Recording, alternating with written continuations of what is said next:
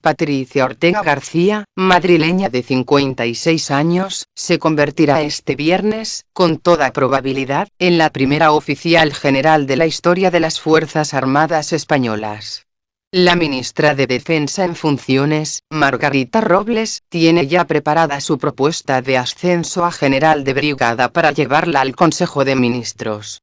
La llegada de la primera mujer a la cúspide de la jerarquía militar se produce 31 años después de que el ejército abriera sus puertas al sexo femenino. Ortega fue una de las pioneras que se alistó hace 3 décadas, cuando por primera vez se rompió el monopolio del sexo masculino en las Fuerzas Armadas Españolas. Y desde entonces, a su pesar, ha ido abriendo camino. Fue la primera teniente coronel en 2009, la primera coronel en 2015 y, ahora, la primera que ostentará el fajín de general. Al principio había muchísima presión. Te sentías muy observada, estabas siempre bajo lupa, explicaba en una entrevista a El País en agosto de 2016. Si un hombre hace algo, lo ha hecho Zutano, y no se juzga al colectivo masculino por una actuación individual. En el caso de las mujeres no es así. Si alguna de nosotras hace algo bueno o malo, generalmente lo segundo, nos salpica a todas. Ingeniera agrónoma por la Universidad Politécnica de Madrid, ingresó en la Academia General Militar de Zaragoza en 1988 y continuó su formación en la Escuela Politécnica Superior del Ejército de Tierra, especialidad en construcción, siendo la única mujer de su promoción del Cuerpo de Ingenieros Politécnicos del Ejército. Nieta, hija y hermana de militares, está casada y tiene 3 hijos. Cuando Margarita Robles, pionera en el mundo judicial, llegó al Ministerio de Defensa en junio de 2018, se sorprendió de que solo el 12,7% de los militares fuesen mujeres y de que ninguna fuese general. No nos podemos conformar, dijo. La incorporación de la mujer a las Fuerzas Armadas, masiva en los primeros años, se frenó con la crisis. Y su ascenso en la jerarquía siguió el lento ritmo de la carrera militar. Pero la coronel Patricia Ortega no ha estado sola.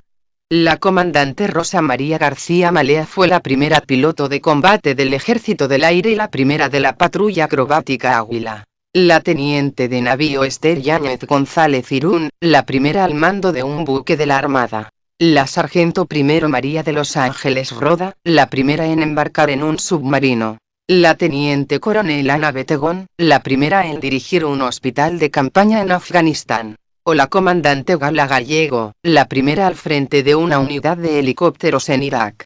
La soldado Idoia Rodríguez se convirtió en 2007 en la primera militar fallecida en zona de conflicto.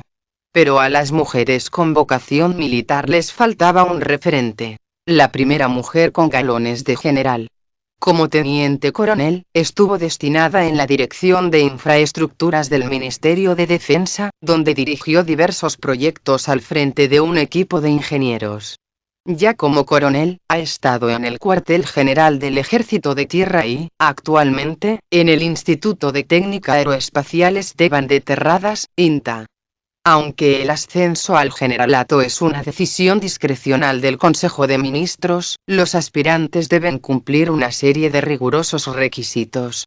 Entre ellos, superar el denominado curso de actualización para el desarrollo de cometidos de oficial general, que la coronel Ortega realizó entre el 9 de noviembre y el 15 de marzo pasados. Posteriormente, debe producirse la propuesta del Consejo Superior del Ejército y existir una vacante de su especialidad. Ortega se ha manifestado en contra de la existencia de cupos y no ha ocultado su malestar por el hecho de que algunos atribuyeran su carrera profesional a su condición de mujer. El proceso ha sido completamente aséptico, explicaba tras su ascenso a coronel. Se ha seguido el método habitual de evaluación en las Fuerzas Armadas, en base a unos baremos objetivos que dan una clasificación. Hemos salido ordenados con el número que nos dio la clasificación prevista en la ley de la carrera militar, en la que se valora el mérito y la capacidad, insistía. En cualquier caso, el ascenso de una mujer al empleo de oficial general viene a normalizar una situación que ya se da en muchos ejércitos extranjeros, como el de Estados Unidos, e incluso latinoamericanos. 3 décadas después de su incorporación, las Fuerzas Armadas Españolas cuentan con 15.286 mujeres, según las últimas cifras disponibles, lo que representa el 12,7% del total. Un porcentaje que está por encima de la media de la OTAN, 10,9%, y de países como Italia, Alemania, Holanda o Reino Unido, aunque por detrás de Estados Unidos y Francia. La mayoría de las mujeres militares, el 81,4%, pertenece a la escala de tropa y marinería, el escalón más bajo de la jerarquía militar. Las mujeres son el 16,3% de los soldados y marineros, pero solo el 8,9% de los oficiales y el 5% de los suboficiales. La escasa presencia de mujeres en los empleos más altos se ha justificado por su tardía incorporación a las Fuerzas Armadas. El techo se rompe con el ascenso de Ortega a oficial general, un camino en el que le seguirán otras. Pues al menos hay ya 2 coroneles y numerosas tenientes coroneles y comandantes de sexo femenino.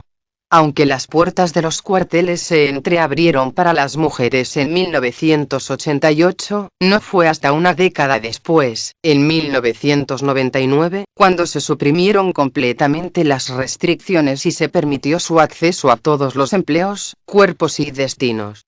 Preguntada por el proceso de integración de la mujer en las Fuerzas Armadas, Ortega respondía a este diario: "Creo que podemos sentir orgullo. ¿Hay alguna sombra? Obvio. Somos el reflejo de la sociedad y en las Fuerzas Armadas hay cabestros, como en todas partes. Pero institucionalmente se han tomado medidas para que determinadas cosas no pasen y, si pasan, se corrigen.